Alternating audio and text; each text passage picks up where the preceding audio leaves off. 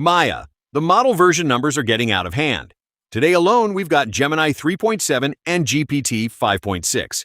We're one decimal away from parity. I know, Marcus, but here's the thing. This week, the fight isn't about who's smartest.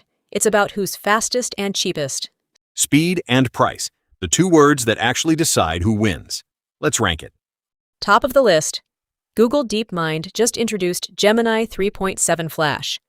Flash is their fast, lightweight tier, the workhorse for high-volume tasks. So, not the flagship monster, the efficient one you'd actually run at scale without setting your budget on fire.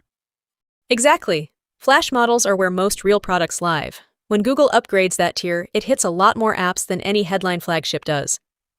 And right on cue, OpenAI answers with GPT 5.6. They dropped a builder's guide pushing faster, more cost-efficient agents with smarter model selection. But the eye-popper is the preview of Ultrafast mode. They're running a variant called GPT-5.6 Sol at up to 14 times the speed. 14 times. That's up to 750 output tokens a second, powered by Cerebras chips, not the usual GPUs. That's the receipt worth noting. And speed isn't a vanity stat, Marcus.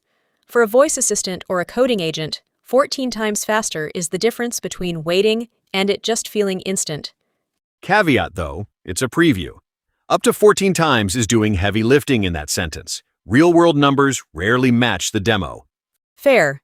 Now story 3, and this one's geopolitical. The Verge reports Apple trained a custom AI model for the China market, with help from Alibaba. A rare cross-border partnership right through the middle of Beijing-Washington tensions. Apple building a China-only large language model with a domestic giant. Which tells you something huge. If you want Apple intelligence to work in China, you basically need a local partner. There's no one-size-fits-all AI anymore. And note the word reportedly. This is The Verge's reporting. Apple hasn't laid it all out, so treat the details as reported, not confirmed. Story 4, and it's a fun one. Microsoft is retiring Mico, that little Clippy-style yellow blob, as the face of Copilot's voice mode. The emotive blob is out. Microsoft's moving Mico over to its Learn Live platform, where they say it'll have more to react to. Honestly, a tiny signal that the cute mascot era of AI is fading. People want the assistant to just work, not blink at them. RIP the blob. And rounding us out, the theme underneath all of this, cost.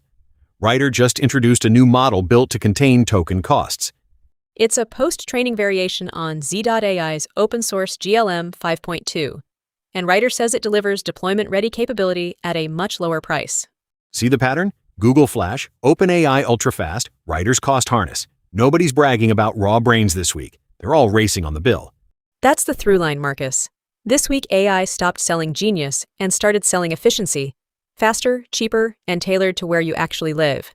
That's your AI Beat Roundup. Subscribe for your daily dose of what dropped and why it matters. No hype, just the receipts. Tomorrow we'll be watching for those independent speed benchmarks on Ultrafast mode. Come back and see us. See you tomorrow.